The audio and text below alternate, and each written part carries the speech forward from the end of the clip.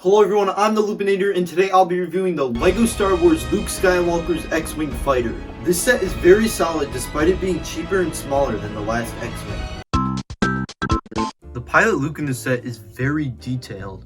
He comes with the older style pilot helmet instead of the new one that came in the last X-Wing set.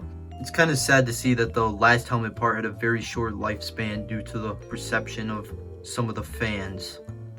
The head on this Luke is pretty nice. He's smiling on one side and he has an even bigger smile on the other side, but with the visor up. And I kind of wish that he came with like a more angry face as his alternate. I think we need some more variety in the faces. The printing is excellent, I think.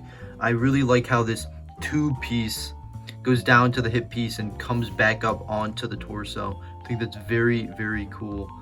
And the back printing is pretty nice too. R2-D2 is the same as usual in the set, and I did get pretty lucky with the printing on the head.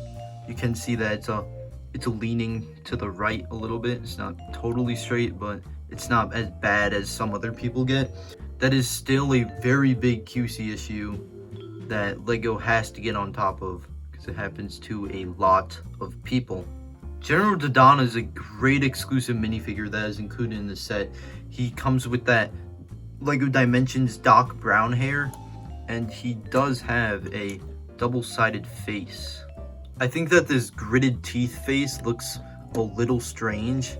I think it kind of looks like that his mouth is pasted on top of his beard. I think it just looks a little strange in that aspect. I don't know what's going on. It is pretty odd. It's a nice inclusion though. The printing is also very good on this figure.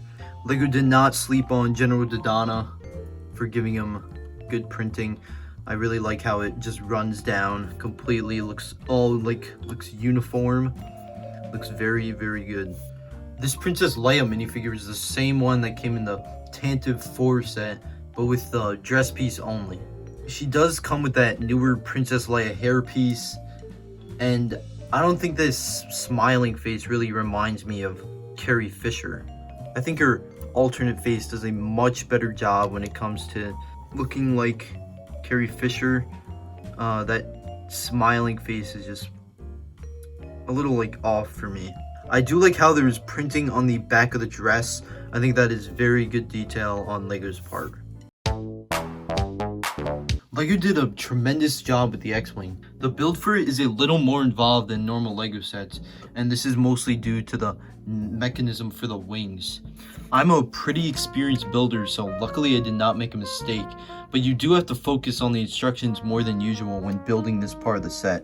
LEGO did get the shaping of the X-Wing down very well. I think the way they did the nose piece was very, very clever, and I don't think it looks too bad. The exposed studs here may bother people, but it doesn't really bother me too much. Now, a problem that I have with this set is this landing gear on the underside. It is not retractable at all, and it is just very, very loose. I tend to knock it off a lot. That's like one of the only gripes I have with this, but it is pretty dang annoying. All you have to do is just really just hit it off. It just falls off. This X-Wing does have that same cockpit piece as the last X-Wing, and when you open that, you do have the normal control panel piece and a spot to seat Luke in. So what you do is just detach his lightsaber. There's no lightsaber storage, which is a little bit of a bummer. Just seat him on in there. And he does lay back a bit when he is in the cockpit, which I don't mind too much for this, but some people may think that is a problem. And it looks pretty good. Behind the cockpit, there is a spot to put R2, and he does kind of stick out like a sore thumb, which is a problem for me, but it is understandable based on the scale of this ship for why he sticks up like that. The S-foil mechanism is built with a lot of Technic pieces, and like I said, it is a very involved build, but the ending result is very, very good. You just push down on this Technic piece sticking up, and boom, the X-Wing is now in attack mode. And just to close it, you could just set it down, or you can just pick it up back again and just close the wings manually with your hand. A problem I have is that there are some of those blue Technic pins. You can see they're peeking out. They're a little visible through there. And there are also some red ones too, but those don't bother me as much as the blue ones do. The back of the X-Wing, of course, is not as detailed and shaped as it should be because of the smaller scale of the set, but I do like the way LEGO pulled it off with these two pieces at the top and the bottom, and that circular jumper piece in the middle.